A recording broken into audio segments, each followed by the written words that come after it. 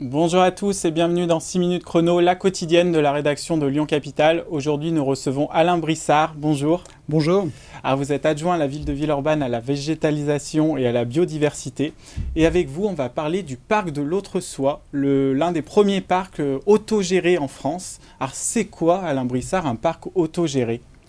Alors, ce qu'on a voulu faire avec le parc de l'Autre-Soie, c'est impliquer au maximum les habitants, à la fois dans la construction du parc, son aménagement, les usages qu'ils souhaitaient y trouver, et également aller le plus loin possible dans le fait qu'ils se l'approprient pour le gérer eux-mêmes et développer des usages qui soient potentiellement évolutifs. Puisque dans les parcs de Villeurbanne, je dirais plus classiques, on a un règlement des parcs qui stipule les horaires d'ouverture, les horaires de fermeture, ce qu'on a le droit d'y faire, ce qu'on n'a pas le droit d'y faire. Là, on avait envie de laisser carte blanche aux habitants, aux acteurs associatifs, pour qu'ils déterminent la façon dont ils avaient envie de voir vivre ce parc pour l'ensemble du quartier. Alors, c'est un parc qui fait 1,5 hectare. Concrètement, comment ça va s'organiser, comment ils vont s'organiser entre eux, les habitants, pour choisir telle plante, telle fleur, s'il va y avoir de la pelouse ou pas?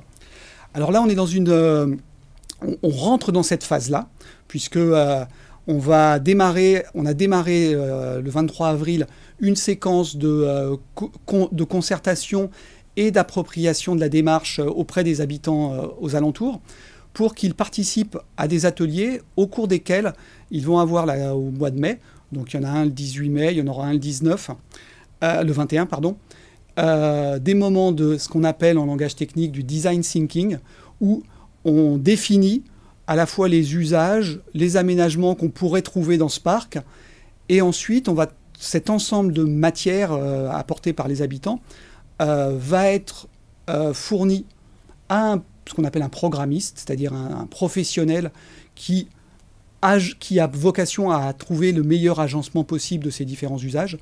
Et ensuite, on repasse devant les habitants pour dire: est-ce que ça vous convient? Est-ce que ça laisse suffisamment de liberté pour des usages futurs? Est-ce que on a pris en compte toutes vos demandes? Et comment ensuite, en parallèle, on fait vivre cette organisation? Et comme on n'est pas sûr de notre coût, parce qu'en effet, on peut avoir des idées assez novatrices, on va avoir toute une année d'expérimentation où, une fois qu'on a défini les usages qu'on veut faire, on va commencer à les poser sur le parc, voir comment ça vit, s'il y a des conflits d'usage avec d'autres idées. Et ensuite, il y aura les travaux d'aménagement en 2024. Cette année d'expérimentation, c'est important parce qu'en fait, il n'y a pas d'exemple aujourd'hui sur lequel vous pouvez vous référer pour dire ça va marcher.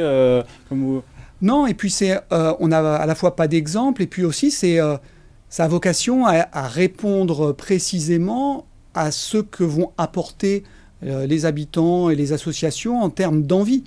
Donc ça peut être totalement différent de ce qui peut se faire ailleurs dans d'autres villes. Donc nous, on est curieux. Alors il y a un petit côté saut dans le vide dans l'exercice, mais on est curieux de voir ce qui va être apporté comme envie, comme idée. Moi, on a eu des ateliers là, le 23 avril. Il y avait des habitants qui disaient: ça serait bien que la nuit, on puisse s'allonger dans l'herbe et regarder les étoiles. Mais ça, c'est un truc, vous ne pouvez pas le faire dans les parcs de Villeurbanne d'habitude. Donc, est-ce qu'il y aura une nuit par semaine, une nuit par mois dans laquelle on pourra le faire, des choses comme ça? De manière plus globale, la Villeurbanne, c'est une ville quand même très minérale, 150 000 habitants, très construite.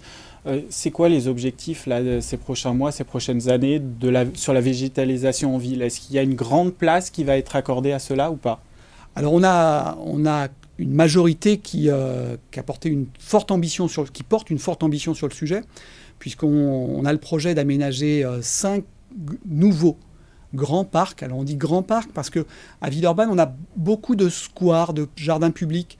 On en a près de 80, mais qui sont de petite taille. On a très peu de parcs de plus d'1 hectare, comme celui du parc de l'Autre-Soie. Et là, on souhaite, dans les années qui viennent, en aménager 5 de plus d'1 hectare. Donc dans les différents quartiers de Villeurbanne, à Grand-Clément, dans le quartier Saint-Jean, à Saint-Jean, à CI, un autre potentiellement dans le quartier de la Soie, un deuxième.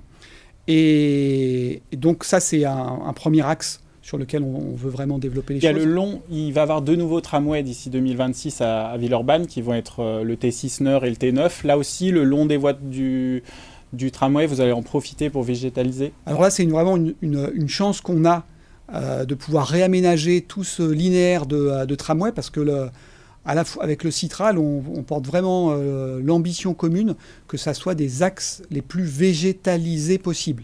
Donc avec des larges portions de rails enherbés, avec des bordures arbusives, avec des endroits où les concepteurs du Citral nous ont proposé que, en effet, là aussi, les habitants s'approprient les espaces et les jardinent eux-mêmes. Donc on va avoir beaucoup de séquences. Alors après, dans le centre-ville, directement en bordure des gratte-ciel, là on sera un peu moins vert parce que les rues sont étroites et il faut faire passer quand même des livraisons, du tram, des vélos. Donc on a un peu plus de difficultés sur quelques centaines de mètres, mais sur l'ensemble des tracés, ça sera très fortement végétalisé. Ok, très bien. Ben, on vous remercie pour être venu sur le plateau.